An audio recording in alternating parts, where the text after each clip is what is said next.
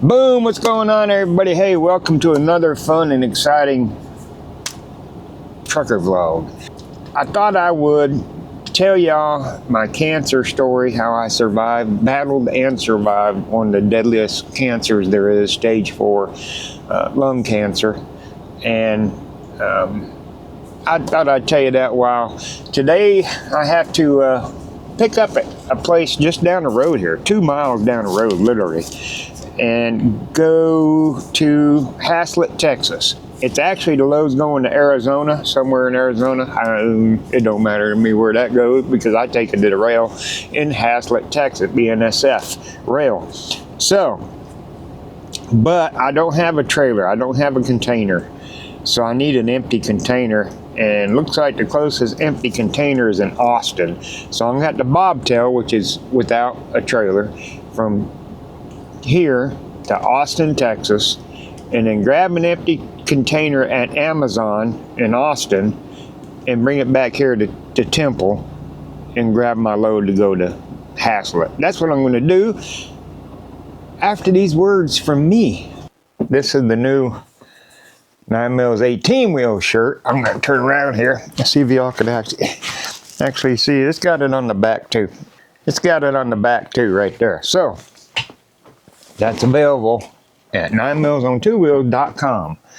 What happens with us older folks is back in the day when we were young, in order to find out things, to research things, we had to go to a library. We had to look in encyclopedias. We had to research it ourselves, okay? And the other thing is we used to have to do is pick up a phone, and make a call. Talk to people. Hey, can I get information about this? Can you mail it to me? Can I come down there and get a pamphlet? Can I, or can you tell me about it? That kind of thing, all right? We had to call people. We had to go places and talk to people, get the information that we needed, that kind of thing. So when I have issues, when I got questions about this or this, I go to my kids or my grandkids and I say, hey, is it possible I could do this on there, or maybe help me with that or something, or that? And the first thing they say is, did you Google it? Yeah. So the first thing I always say is, you kids and your Googles. What? You should put that on a shirt. Well, by gosh, there you go right there. You can now get you kids and you Googles, your Googles, on my website, 9millsontwowheels.com. Go get you some.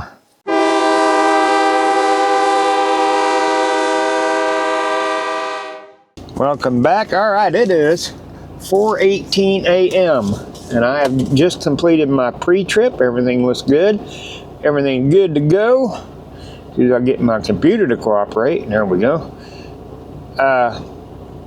So I'm good, and like I said, I ain't got a container, so I don't have to pre-trip that, obviously. I'm just gonna bobtail down to Austin to Amazon with it. But I thought I'd start it out with my cancer story. But before that, don't forget to visit Forgotten Angels down in the description. Forgotten Angels. If you don't know what they do is they fight foster care abuse, basically what they do. The bad thing about some place, now this is not true in all states, and it's not true of all foster parents and stuff, but like in Florida, you can have 4 kids in a room, and all you have to provide for them is air conditioning and a bed, a roof over their head. That's all you gotta do. You don't have to make sure that they're going to school. You don't have to make sure that they ain't hanging out on the streets. You don't have to do anything. 4 kids to a room. Some of these houses are pretty good size, so they got room at the room. Each kid is a check from the government every month. So it's like a little baby factory, and it's kind of bad. Like I said, not all of them are like that. However, so when these kids turn 18, there's no longer a check coming in. They get put to the door, they get sent out the door where they usually like a trash bag. That's all they have, like a trash bag full of their personal items. And that's it, they're gone. They got to get another kid in there that's under 18 so they can keep getting that check.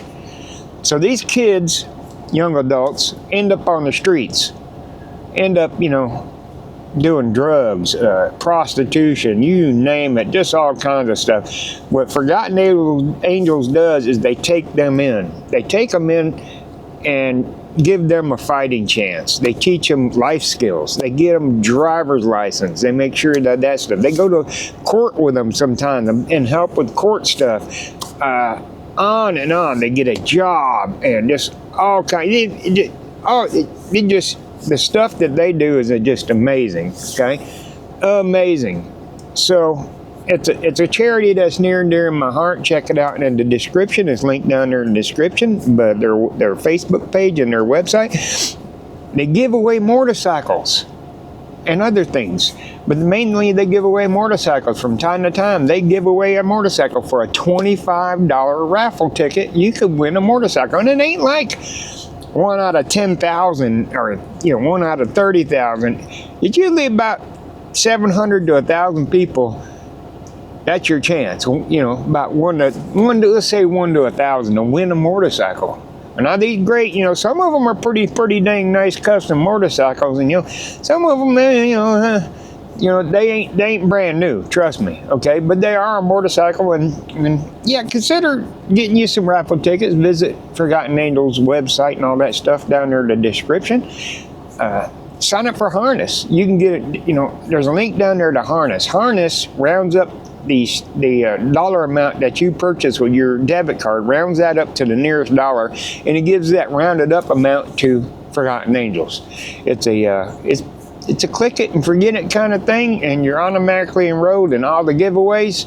I think it's the best way, to tell you the truth. You can set donation limits, you can set all kind of stuff with Harness. I think it's pretty neat. So be sure to check that out. Also linked down in the description, you'll find Shadetree Surgeon's channel and Cheyleesi's channel, linked in the description. If you click on their channels and check out their latest video, I guarantee you they're going to have the motorcycle that's up for grabs right now. Whatever motorcycle they're giving away currently is down there on their channels.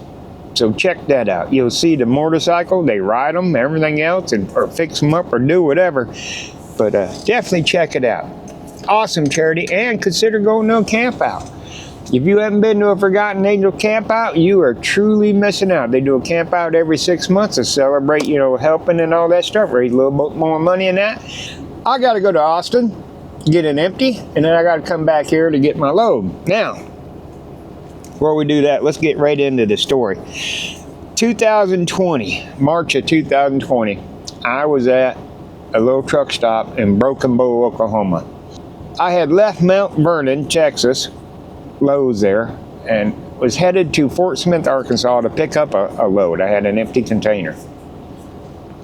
By the way, if you don't know, I haul containers. So, I was going to Fort Smith. I stopped in Broken Bow, Oklahoma to take my 10-hour break. Now, like I said, this is March 2020, and I was, who flung poo flu was in full effect then. So I was walking from the truck stop to my truck across the parking lot with my container, styrofoam container with my dinner in it. And I'm walking across there, the parking lot, and I had a real hard, sudden urge to cough, clear my throat. You ever had like a real bad flu or cold where you're coughing up phlegm? That's what it felt like. I mean, it was bad though. I had to cough. And as soon as I coughed, I was like this. My mouth filled with blood. And of course I could taste it, so I knew it was blood. And I'm standing there like this with my cheeks puffed out. So I leaned over and I spit it out. And I'm looking at it on the pavement, and it's a pretty good amount of blood. Now, any of y'all who got medical training, it was a mixture of dark blood, and bright red blood, and so you know what that means. And I could see that it was clotting a little bit. So I'm like, okay, this is not good. Now, 3 weeks prior to that, I had oral surgery up in here. And so I thought, I did something to that. That's what it was. Yeah, that's what I did. So I continued, climbed up in my truck with my food, and I sat there for a minute and I rinsed my mouth out and stuff. And then about every 20, 30 minutes, I'd cough up maybe a teaspoon of blood. So all right, it ain't the oral surgery stuff. So I called the emergency room here in my hometown, and I'm talking to the triage nurse. Of course, like I said, I used to be a medic firefighter back in the day, so I know my stuff a little bit. And I'm telling her what happened, what the blood looked like. I could see a little bit of clotting in it and all that. And she's like, "Go to the emergency room right now. Go to the emergency room right now. Stop whatever you're doing. Go to the emergency room." I said, "Well, okay." So I sit there after talking with her, and I thought, I got to pick up this load in the morning in Fort Smith. The only way I can get to the emergency room is either I have to drop this trailer, leave it here at the truck stop, and bobtail to the emergency room, or call an ambulance.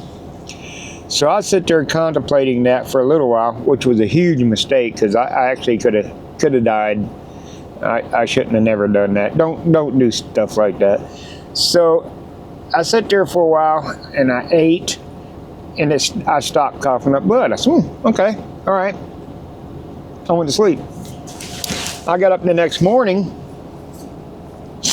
and I headed to Fort Smith to pick up my load. Let's continue on while I'm driving. So I'm gonna cruise back here to the back part of the park lot, make sure that there's no empty container that I overlooked here, rather than go to Oscar and then back. But as I was saying, I headed into Fort Smith that morning. Picked up my load. It was going to Haslett, Texas. Picked up my load and I headed to basically northwest Fort Worth is where Haslett is. At my 30-minute break time, I pulled over, stopped for my 30-minute break. My DOT required 30-minute break after about 6 hours of driving, 5 or 6 hours. And I called my manager. I said, "Hey, listen," I told him what happened the night before. Extremely smooth through here, ain't it? I told him what happened the night, previous night, and I said, "Hey, I want to, it wasn't my home time. I said, I want a load going home. I need to go get checked out." He said, "All right, you get to Haslett, we'll have your load going, we'll find your load going to here, the temple where I was living." I got to Haslett that evening, and I was out of hours to drive. I couldn't drive no more. So I went up the road. There's a 7-Eleven up the road in a strip mall, and we park there sometimes and take our break. So I went up there to take my break. About 5 o'clock that evening. By the way, it's 4:30, guys. 4:30 a.m. About 5 o'clock that evening,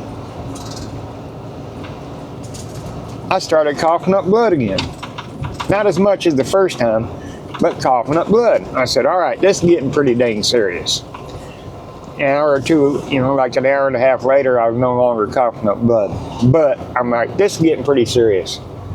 So when I woke up the next morning, I said, I don't even know if I'm going to go to the rail yard and pick up an empty or a loaded container going to wherever I was supposed to go with it and then go home. So I said, that's a lot of time. Something's wrong. So I called in to the night manager because it's early morning. And I said, "Hey, I ain't going to grab that load. I'm going home now. I'm going to bobtail home. Something wrong." Told him what was going on. He said, "All right, go home." So I left. I didn't have a trailer. I came here. As soon as I got in town, I went to the emergency room. Told them what was going on. Of course, one of the first things they do is do a chest x-ray. So when the doctor come back, granted, this is actually all fairly quick. I didn't have to wait around a lot for, you know, obviously reasons. Come back and he said, hey, we're going to do a CT scan. Well, as soon as he told me that they were going to do a CT scan, I knew something was up. Because they just don't do a CT scan for the hell of it. He saw something in the x-ray. I was asking him, I said, what did you see? He said, it looks like there's a growth in your left lung. We're going to do a CT scan to get a better look at it. I said, great. Great. So they did the CT scan.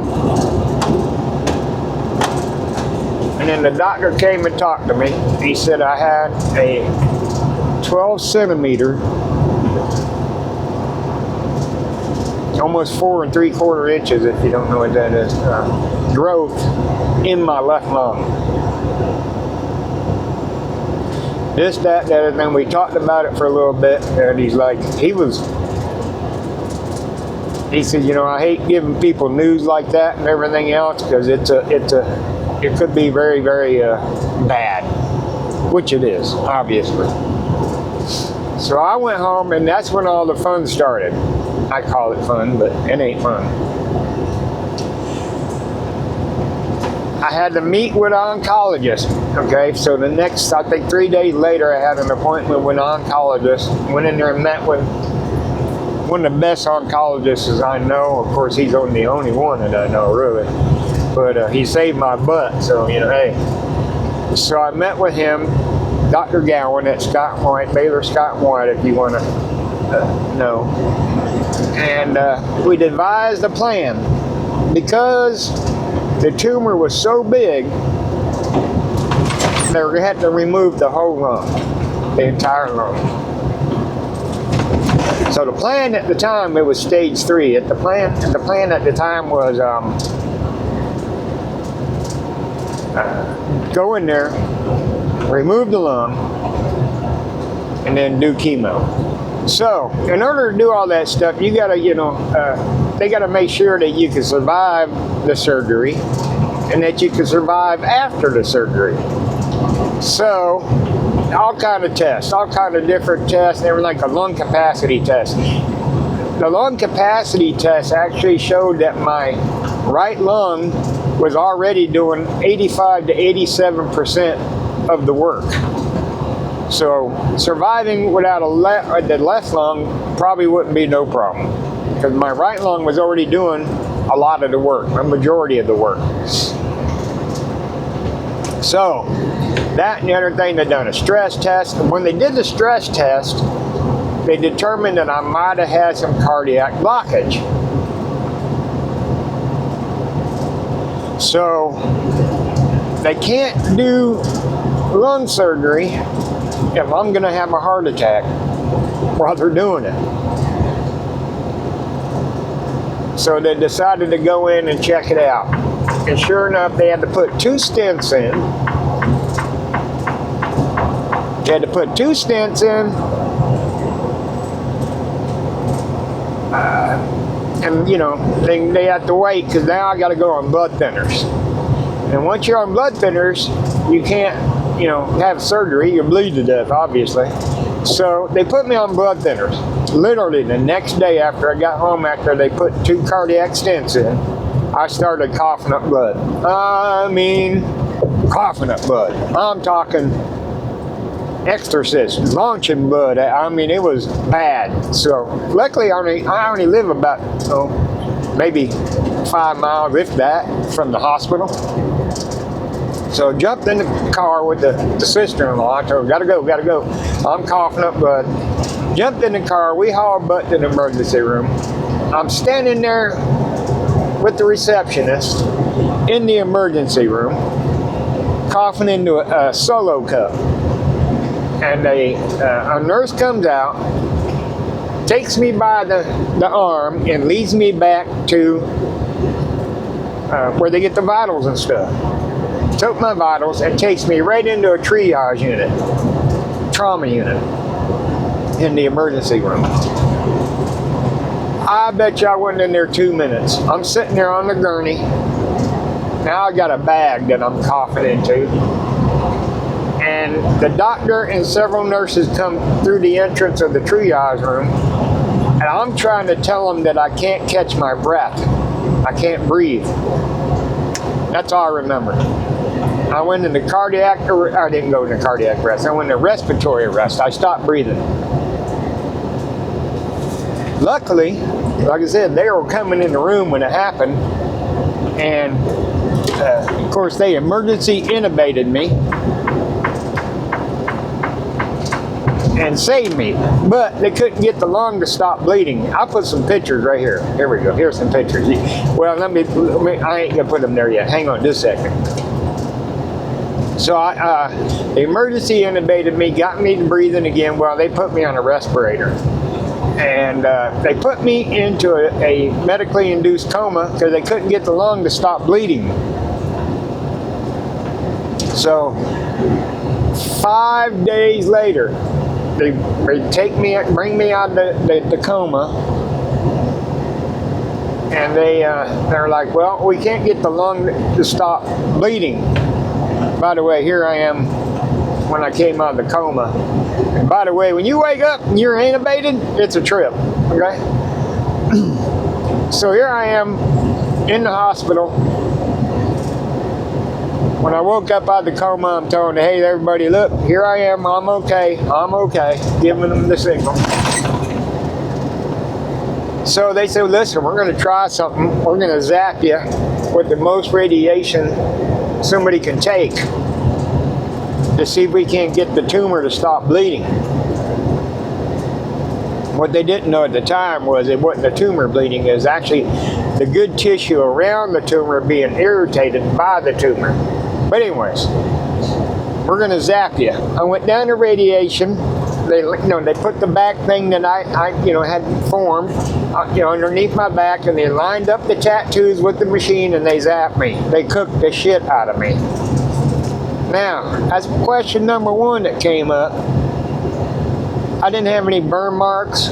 I didn't have anything to show that I just had the max dose radiation zap. So they actually checked the machine. They didn't think it worked, but it worked. And they were like, this guy ain't got a mark on him, he ain't got nothing. That's weird. You're weird. Anyway, so I go back to the ICU. That's when I woke up in the ICU, by the way. I go back to ICU, and they pull the tubes out. Well, as soon as they pulled the tubes out, I threw up. I vomited. And then I was all right for like maybe a minute. I started breathing on my own. I was breathing all right. All of a sudden, I started coughing up blood again.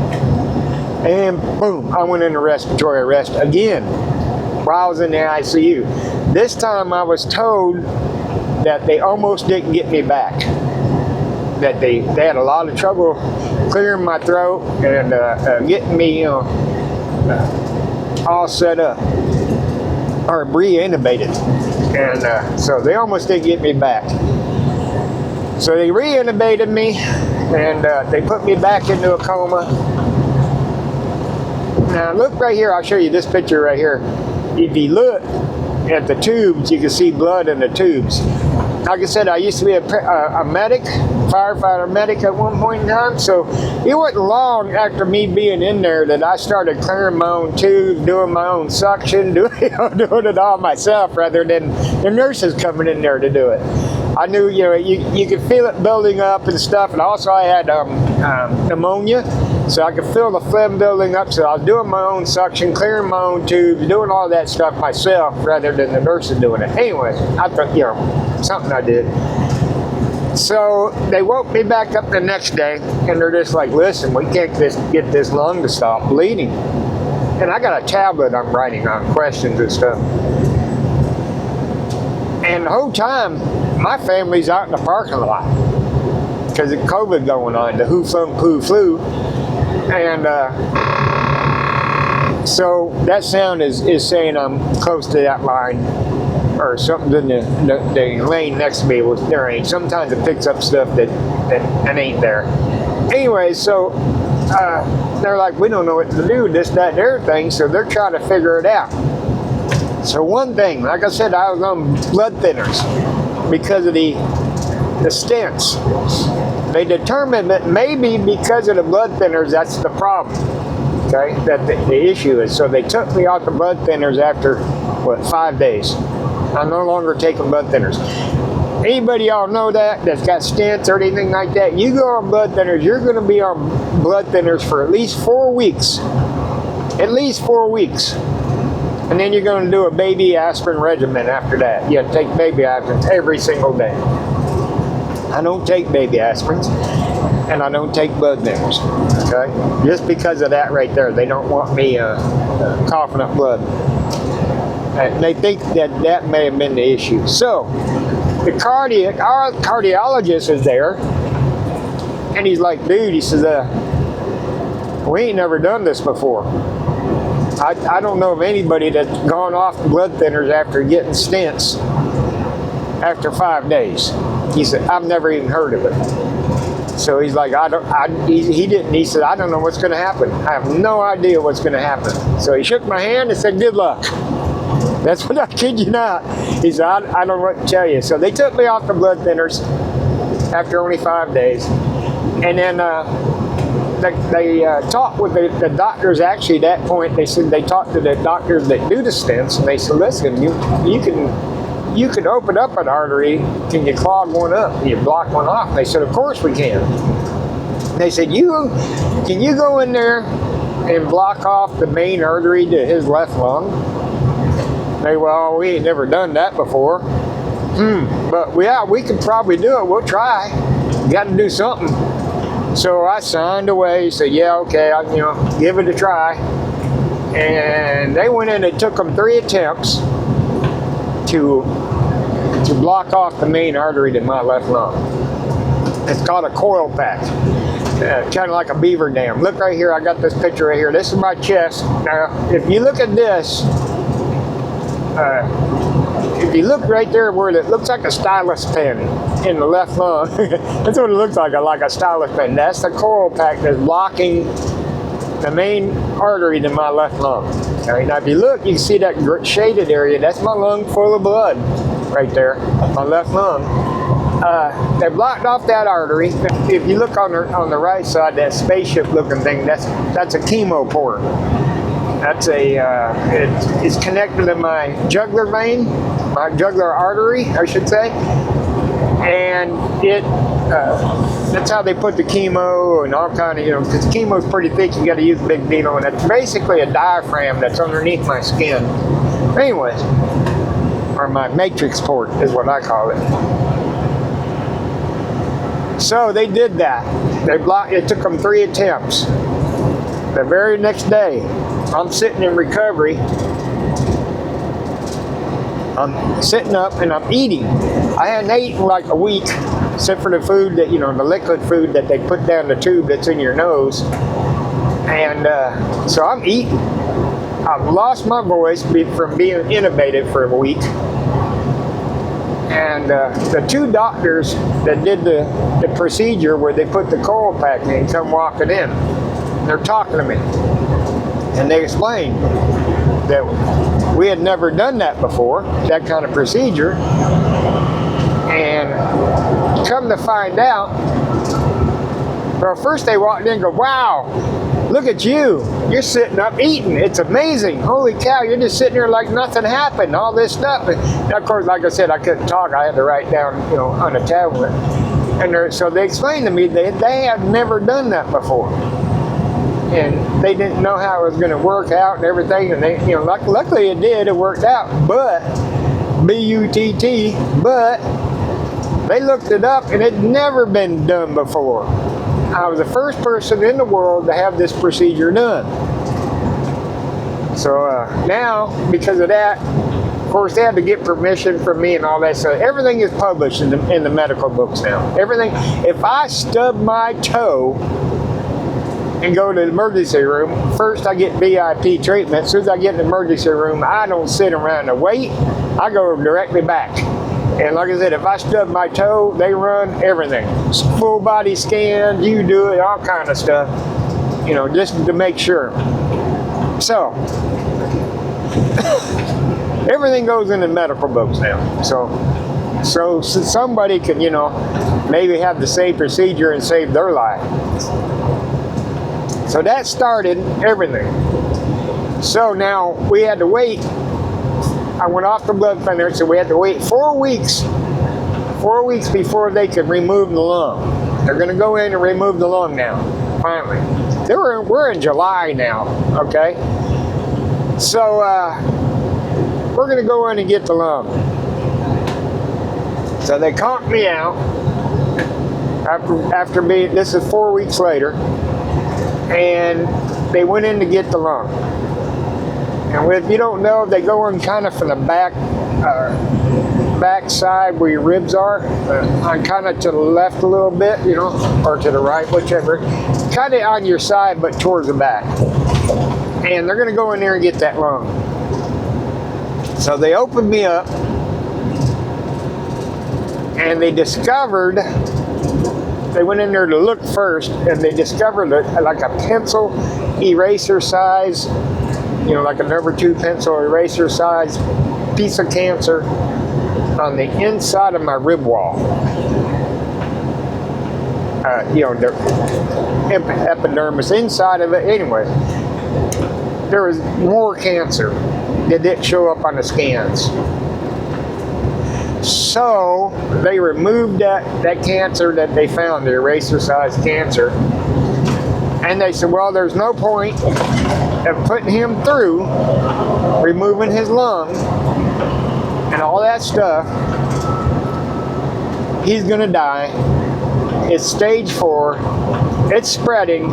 There's nothing we can do for him. Let's leave the lung, sew him up, and he could live what's left of his life. So that's what they did. They left the lung in there, and they sewed me back up, and they canceled the surgery. And so listen, you know, so when I woke up in the recovery room, they told me, the surgeon came in, he said, I'm sorry, but there's nothing we can do. It's stage 4, it's spreading. We left the lung in there so that you can, you know, live out the rest of your life the best you can without having to be on all kind of stuff, you know, and take the chance of having all kind of medical issues with only one lung. So that was it. I thought that was it. So when I think it was like 3 weeks later, got back with my oncologist, and he gave, well, at the point, they gave me about 2 years, maybe.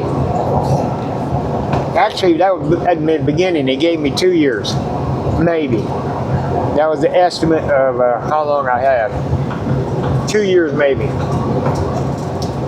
And it was still the same thing once I got back with my oncologist after them not removing the lung. So, we came up with a new treatment plan then. So he said, let's go in. We're going to do max doses of chemo. 4 of them. All right. So, I was in the chair, what they call being in the chair, about 9 hours a day. I think it was every 3 weeks. I would go in, no, every 2 weeks, something like that, and do a chemo treatment.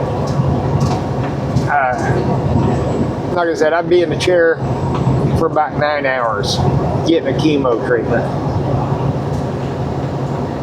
That's another thing they started studying me on, because, you know, I was told by people, and I've known people, you know, that have cancer and stuff, and seen what it's like after chemo and everything else. And I'm like, dang, you know, I'm going to have to have help.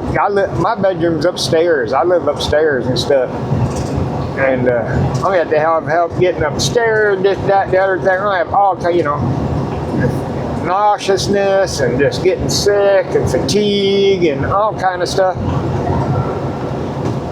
I got nauseous like twice. And all I did was take the pill that they gave me, the nauseous pills, and had no problem with it after that. Boom, no problem.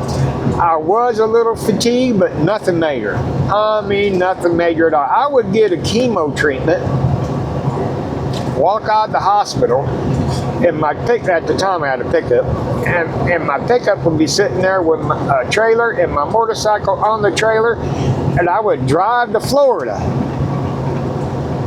party all weekend at the Forgotten Angel camp out, and then drive back while I was getting chemo treatments. Okay, didn't bother me, not bad, not real bad. Okay, like I said, I would get fatigued a little bit, but nothing where I couldn't function. I had no problem with it. So that's another study that they were doing, is trying to figure out how the effects of chemo were pretty dang mild on me. Wasn't bad at all. All my hair fell out just like normal, but the chemo really didn't bother me that much. I also started Keytruda. Every 3 weeks I would do a Keytruda treatment. And because of, all the medical stuff and everything else, and all the studies going on, I volunteered for several studies and let them do all kinds of, different, I was a guinea pig. I heard a lot during all this stuff. Well, let's see what happens. Let's see what happens. I heard that a lot, because they didn't know what was going to happen. I was the first person to ever have this procedure. I was the first person to be having all this stuff going on with the chemo where it wasn't affecting me. I didn't get no, radiation burns or anything like that. All this stuff was a first to them. So I was being studied. Keytruda, which is about $25,000 a treatment. I said, hey, if you participate in one of our studies, you can have it for free. I said, okay. So I had 48 treatments of Keytruda. 48 treatments of Keytruda. And, that's $25,000 a pop. Anyways, but I was participating in their study, and I would go up to the hospital and they'd do blood, and I'd have to pee in a cup and poop in a cup and all kind of stuff and everything, all kind of studies. Anyway, but it didn't cost me anything. By the way, I was disabled. I was put on disability because I was in and out of the hospital. I was averaging about 18 doctor appointments a month. And plus the weeks that I was in the hospitals with problems, because I did go in one time in a year later-ish, and I was coughing up blood, and I went into the hospital, not a lot, but I was coughing up blood, and they found in my bronchial tube, in my bronchial area of my throat, a small radiation damage, area of radiation damage, and that's what was bleeding that time. And they went in there and cauterized it up, and I've never had an issue with it since. But they did finally find a little bit, a tiny spot of radiation damage in my bronchial tube. And they went in there and like I said, they cauterized it, and I ain't never had a problem with it since then. But that's the only radiation damage that they have ever found. Did the 48 treatments of Keytruda. Now every 6 weeks I would have a CT scan to look at everything. And I would get the report over my chart on my phone, on my computer, and I started getting pretty good at reading the report. One thing in the report that was always there was the size of the tumor. Like I said, the tumor was 12 centimeters by 12 centimeters. It was almost perfectly round, like a softball. And it would get smaller and smaller and smaller. Then one day I got the report. It was like almost 4 years ago now, 3 years ago. I'm looking at it, and there's no size of the tumor on there. I'm like, what the heck? So when I went in to see my doctor, my oncologist, he had noticed the same thing, and he calls and talked to the doctors that read, the scan, and they said, well, we can't find it. We can't find the tumor. It's no longer there. So, but my blood work still shows that I have cancer. Technically, I still have cancer. Okay? They determined maybe that the tumor is so small that it can't be detected. It's undetectable. They determined that the cancer is I'm not in remission. It's just not active. The cancer is not active. By the way, I had non-small cell cancer. I'm like only the fourth person in the world that's ever survived this kind of cancer, or kind of survived. Like I said, I still have cancer, okay? But you couldn't tell that I have cancer. I've actually had people come up to me and go, hey, I think you're lying. I don't think all this stuff happened to you. Because the funny thing was, after all that, after the surgeries and everything else, and the respiratory arrest and all that stuff, and going, I was constantly getting sad looks from people. Sorry, you ain't gonna make it, kind of thing. When I finally got around to see my primary doctor, he was amazed. He said, "Do you know that the human body is not designed to survive what you've been through in like the last 4 or 5 months, 6 months?" He said, it's not designed. You have been through so much. Your body has been through so much that it's not designed to go through and survive. It's just, he said, it's amazing. Somebody's looking out for you, he said, because he said, I've never known anybody that could survive what you've been through. That's what my primary doctor said. He said, it's just amazing. Anyway, so I did the 48 treatments of Gettr. The tumor is so small they can't detect it. Whenever they do it, I get a I get a TC scan, CT scans, try it again, every 6 months now. And they do, a whole body check and everything else, and just to make sure that it ain't showing up anywhere else every 6 months, just to make sure. The only thing they can find is scar tissue in my left lung where the tumor used to be. That's all they can find. So, like I said, I get a CT scan every 6 months. I just had one yesterday. I ain't got the results yet though. I'll put them right here. Here's the results of the CT scan that I had yesterday, plus other tests. They do other tests and everything else to see what it, that stuff. But other than that, so the first thing I asked, because when you go from making a $70,000 a year job to making being on disability, it's a small check. It sucks. But like I said, they kind of do that on purpose because I qualified for all kinds of charities, all kind of financial help and stuff.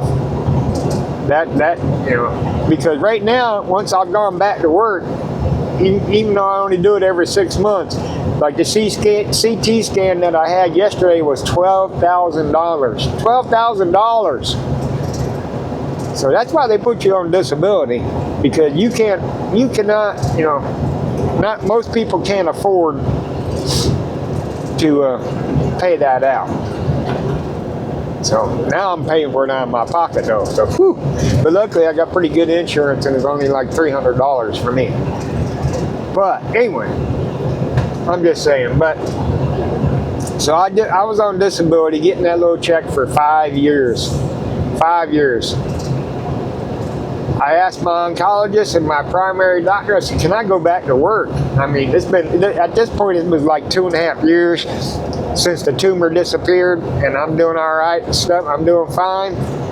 And they're like, yeah, if you could pass the DOT physical, yeah, go back to work. So I passed the DOT physical. I'll let you know that, I forget what percentage of my left lung actually works. It's a percentage of it's a lower lobe of my left lung that is the only thing that actually works. So, but I passed the DOT physical. I do a stress test every year as part of the DOT physical because of the stuff that's wrong with me. and this, that, and everything. But then I went and got my CDL back, and I started working. And here I am driving truck, and making about 3/4 of what I used to make on, more than what I used to make on disability, which is a big, big deal. But that's how it was. Like I said, it was non-small cell lung cancer, stage 4, and I somehow am still here. That was in 2020. Of course, this is 6 years later, more than 6 years, and my 6-year anniversary was, well, it's actually, yeah, March, last month. This is April. So yeah, that was my 6-year anniversary. Hard to believe. All right, well, be sure to visit everybody in the description. Get you some raffle tickets for Forgotten Angels. You never know. You could be rewarded. Lots of people, I personally know people that won motorcycles. I know a person that won a Humvee, an actual Humvee, during one of the raffles. There ain't no telling what they give away. But the majority of the time, it's motorcycles.